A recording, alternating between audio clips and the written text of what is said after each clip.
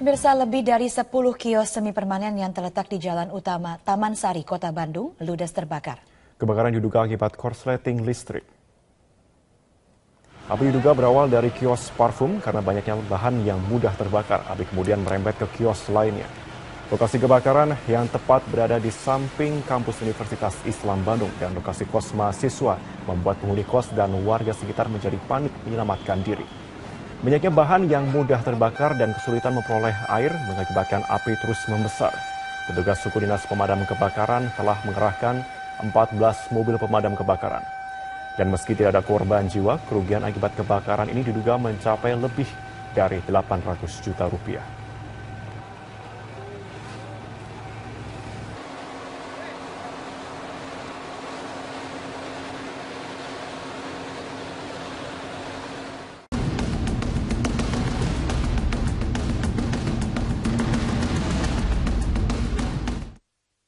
Darurat kekerasan anak masih menjadi topik lansol kita siang ini dan kita sudah bersama dengan Pak Heru yang ada di Rawamangun yang akan mengemukakan pendapatnya atau mungkin bertanya. Selamat siang Pak Heru. Selamat siang Berita Satu. Selamat siang Bang Sirait.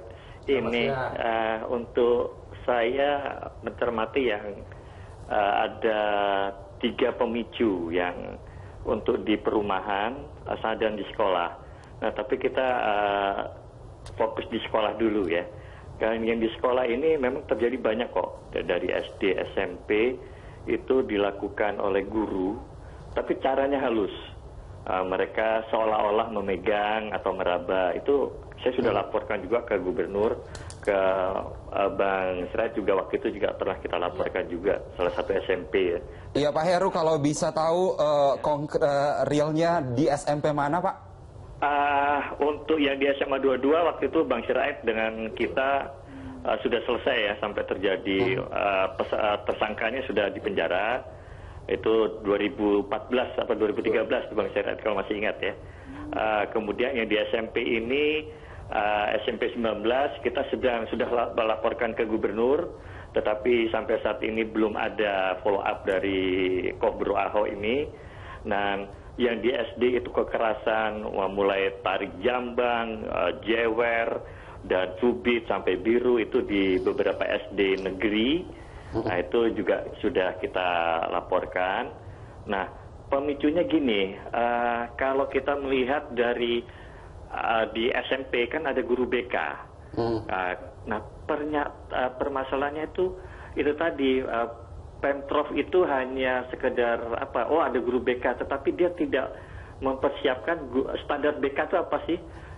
Karena BK itu adalah guru biasa yang kemudian diangkat, gitu, ditunjuk. Baik, Mas Heru, kami sudah menangkap maksud Anda dan kita akan membahasnya bersama narasumber di sini. Pak Aris, tadi dikatakan bahwa seakan pemerintah provinsi itu hanya menyiapkan guru BK tetapi tidak tahu inti dari apa yang harus ditangani oleh guru BK. Kemudian kekerasan terhadap anak di sekolah semakin banyak terjadi.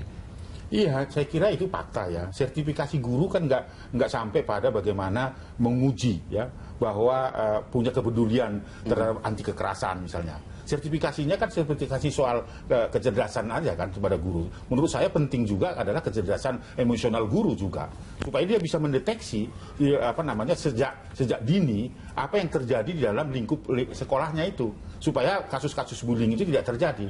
Nah, DKI Jakarta itu tidak punya sertifikasi seperti itu. Ya, apalagi dengan otonomi daerah sekarang ini masing-masing rekrutmen guru kan sesuka-sukanya pemimpin daerah, nggak bisa. Bisa aja pegawai camat tiba-tiba jadi guru gitu kan. Jadi kemudian pegawai kelurahan tiba-tiba jadi kepala sekolah gitu. Karena ada ya itu lagi tim sukses mungkin dan sebagainya. Ini menurut saya yang harus dievaluasi gitu. Kita juga sudah rekomendasikan kepada Menteri Pendidikan supaya ada sertifikasi paling tidak. Katakanlah bahwa guru tidak diuji terus-menerus psikologisnya sekali 3 bulan misalnya, ya supaya dia tidak menjadi pelaku-pelaku atau predator-predator kejahatan di lingkungan sekolah. Tapi kalau kita melihat kasus-kasus seperti ini bukan hanya di Jakarta, Indonesia ada 1.670 sekian kasus yang saat ini kekerasan terhadap anak. Masihkah kita kemudian melihat ini adalah hal yang gampangan dan tidak penting untuk ditangani oleh misalnya sekelas pemerintah Provinsi DKI Jakarta misalnya? Dan itu yang terlapor. Iya, itu yang terlapor. Saya kira angka itu kan sebenarnya sudah angka menakutkan gitu. gitu loh. Dan itu kan sebaran masalahnya sebenarnya sangat luas gitu.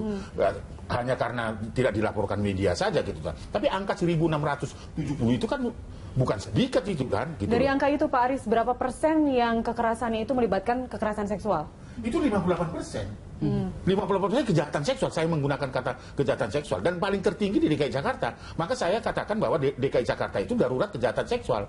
Nah, terjadi seperti apa yang terjadi yang dirasakan oleh adik kita PNF ini kan, itu kan sangat biadab. Ya, sudah mengalami kejahatan seksual, dibunuh, disiksa, dimasukkan dalam kardus. Ini kan sebuah kejadian yang sangat amat luar biasa. Kita ingin tahu kalau Pak Aris dan pihak terkait pernah bertemu misalnya dengan pemerintah Provinsi DKI Jakarta, seperti apa sebenarnya sih tanggapan atau respon dari Pemprov DKI dalam hal ini? Biasalah responnya peduli dengan, bahkan bilang kagum sekali dengan Komnas Perlindungan Anak, kagum sekali dengan para pegiat-pegiat perlindungan anak. Tetapi konkretnya apa? Kita bisa, ini tantangan loh. DKI Jakarta baru tanggal 23 Juli bersamaan dengan Hari Anak Nasional, Bapak Presiden Republik Indonesia yang terhormat itu sudah menetapkan DKI Jakarta itu ramah anak, memberikan penghargaan itu. Nah, apakah ini perlu dievaluasi? Perlu dievaluasi. Karena apa, Pak? Apakah karena peringkat yang kemudian kita tahu dari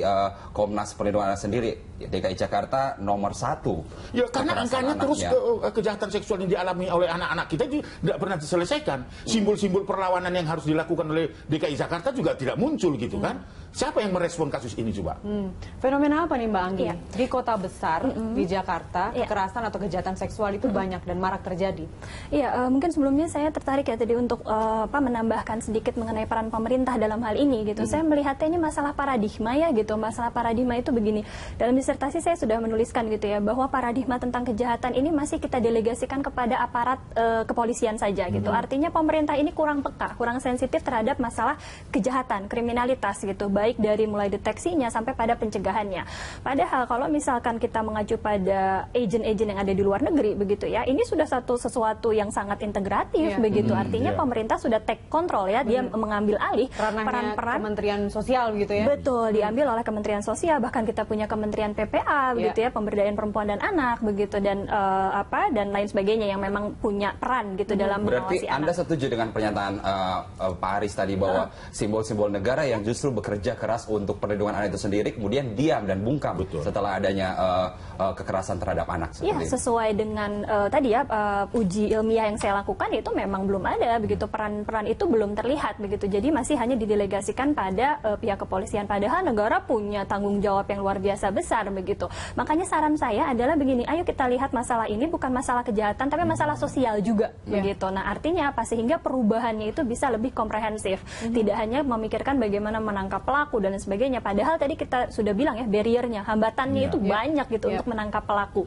Kenapa tidak kita fokus pada deteksi dan pencegahan? Itu yang saya harapkan dari secara kriminologis begitu. Karena kriminologi tidak hanya melihat masalah hukum, tapi juga masalah penyebab kenapa kejahatan itu terus terjadi. Jika kita kembali ke masalah hukum nih Pak Aris. Sekarang kan dengan adanya kasus ini banyak anggota Dewan dari Komisi 8 pada teriak nih. Kita harus membuat revisi dari Undang-Undang Perlindungan Anak sendiri. Menurut Pak Aris, apakah memang dalam pasal-pasal Undang-Undang nomor 23 ya tentang perlindungan anak itu memang harus segera direvisi? Karena menurut Wakil Presiden belum perlu ya. Karena atau apakah karena ujung-ujungnya ada kekerasan seperti ini lalu DPR harus berbicara gitu dengan merevisi?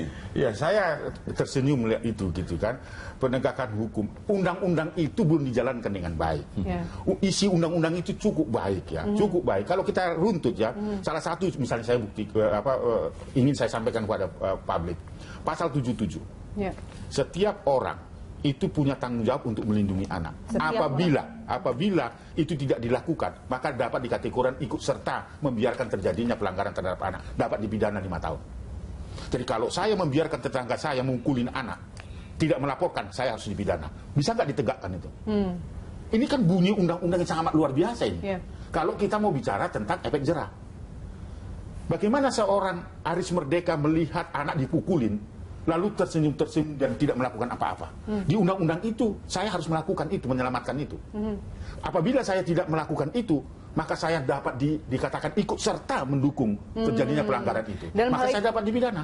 Dalam hal ini bukan Pak Aris ya, maksudnya bukan dari Komnas Perlindungan Anak. Orang lain yang melihat pun juga bisa. Iya, artinya itu. saya mencontohkan masyarakat umum, setiap orang gitu, setiap orang yang melihat terjadinya pelanggaran hak anak, itu bunyinya ya. Setiap orang yang melihat terjadinya pelanggaran hak anak, kalau tidak melakukan pertolongan terhadap anak yang mengalami kekerasan atau kejahatan itu, maka saya dapat dikategorikan ikut serta mendukung terjadinya pelanggaran itu. Dan itu belum dilakukan. Dan itu belum dilaksanakan. Jadi kalau DPR mau mengatakan bahwa ya harus diubah, belum dilaksanakan kok. Kasus Angelin misalnya ya, gurunya itu tahu bahwa anak ini sudah dipukulin dan sudah menderita, tapi dia tidak punya kemampuan untuk menolong itu.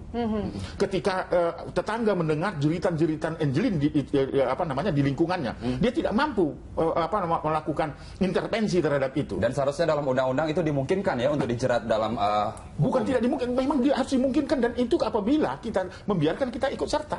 Nah, itu yang mau saya katakan. Jadi tidak perlulah Komisi 8 harus mengubah ini, melaksanakan ini saja. Kita laksanakan dulu undang-undang yang sebelumnya belum dilaksanakan. Belum dilaksanakan dengan baik. Kita lanjutkan Pak Aris Mbanggi mengenai efek jerah ke depannya seperti apa terhadap para pelaku kekerasan ini. Kita kembali sesaat lagi, tetaplah bersama kami.